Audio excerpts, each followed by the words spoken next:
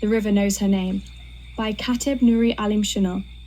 In the belly of the south, where the cypress trees stand like sentinels, and the Spanish moss hangs like tired secrets, there lies a crooked little town named Baycross, Louisiana. Ain't on most maps, and folk who know better don't go poking their noses too far into its business. 'Cause Baycross got a memory long as the river and a tongue sharper than a gator's grin.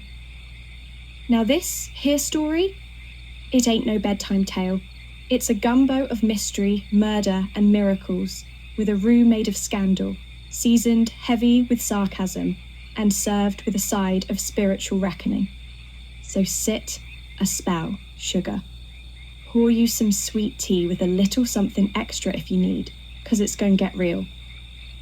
Her name was Elzora Mayfield, but folks in Baycross just called her the Stray.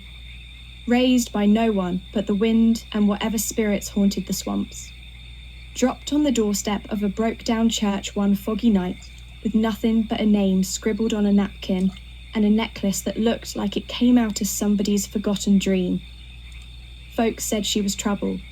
Weren't even 10 and already folks was crossing themselves when she walked by like she had the devil in her shadow. But Bayou girls got bark and bite. Elzora ain't no wilting magnolia. She got sass for days and a stare that could make a grown man flinch like he just saw his mama's ghost. She worked odd jobs, caught catfish bare-handed, sold swamp herbs to them same folks that talked behind her back, and carried herself like she knew God personally and he owed her a favour. She'd say things like, "Lord, if I had a nickel for every lie told about me, I could buy myself a church and start collecting tithes." Then came Jude Ellington. Lord, have mercy.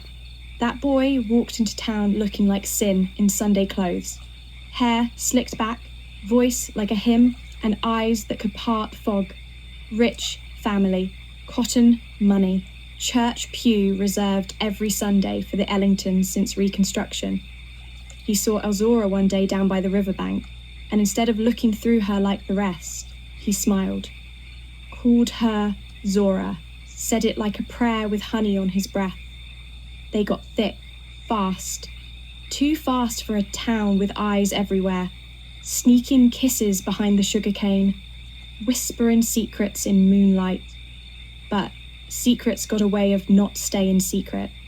Especially when you live in a place where folks treat gossip like communion. Baycross folks will judge you on Sunday and borrow sugar from you Monday. Jude's mama clutched her pearls so hard they turned to dust. Daddy Ellington threatened to disown the boy, and Jude's older brother, Clay, that snake in seersucker, started making trouble. One night, he pulled Elzora aside at the general store, told her, "You ain't nothing but a bayou rat trying to play dress up. My brother don't need no gator-baiting hoodoo witch messing up his bloodline."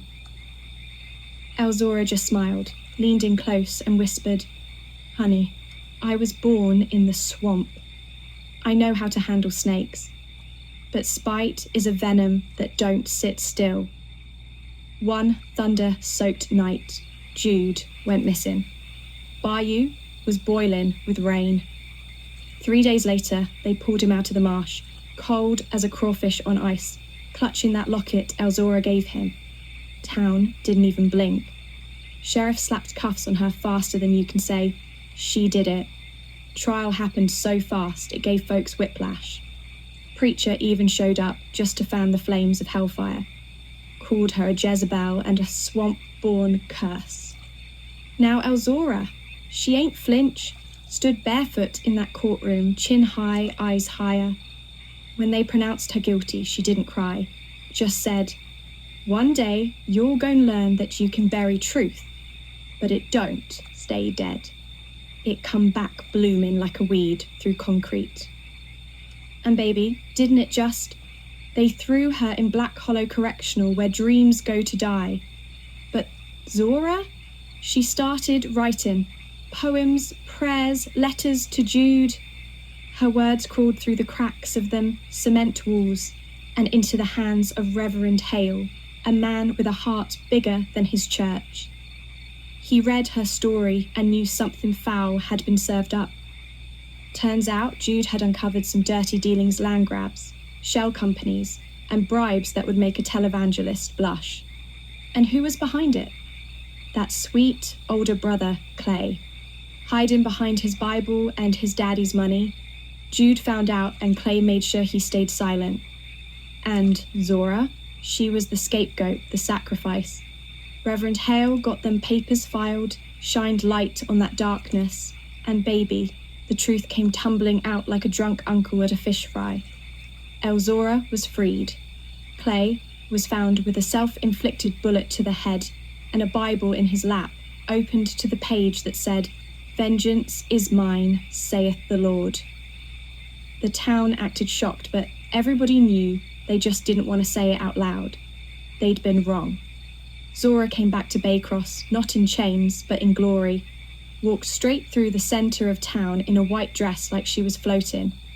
Folks pretended not to notice, but they saw. Oh, they saw. Then came the brawl. That's right, Miss Alma Jean, the Ellington family matriarch, came storming down to the swamp with a bottle of gin and a blade in her purse, said Elzora ruined her family. Elzora laughed so hard it echoed like thunder rolling off the trees. "I ain't ruined nothing," she said. "Your family been rotten since before I could spell my name." Well, they scuffled. Mud flying, curses slinging. Alma Jean tried to stab Zora, but slipped and fell into a nest of fire ants. Got baptized in pain right there in the swamp. Zora grabbed a stick and swatted the ants off like she was fighting off the devil himself. Zora helped her up. That's right, helped her. Wiped the blood and the spit and said, "Ain't no power in hating, not no real one. You gon' die mad or live free. Pick one." And that, baby, is the gospel of Elzora. Now she runs a little retreat, out by the water, for the broken, the betrayed, the banished. Folks come to her with tears and stories, and she listens like the wind listens to the trees. She tells them, pain is a teacher, but don't let it raise your kids. And don't you let bitterness season your soul. Ain't nobody want gumbo with poison in the pot. Elzora Mayfield, the stray, the girl who should have died in prison, now speaks life over folks like a preacher with a tambourine and a flask. She don't call herself holy, don't pretend she perfect. Says all she got is a past full of shadows and a soul that kept walking. She says, God don't live in stained glass and chandeliers. He walk the marsh. He cry with the outcasts. He wrestle with the raggedy. And baby, if you listen real quiet, he'll whisper your name back to you cleaner than the world ever said it. So when you feel cast out, wronged, or like the swamp of life done swallowed you whole, remember Elzora. Remember Baycross. And remember, the river knows your name. It might take a storm, a scandal, and a fight in the mud, but truth always floats. And Grace? Grace swims. And sometimes she cusses like your Auntie B and dances like nobody's watching.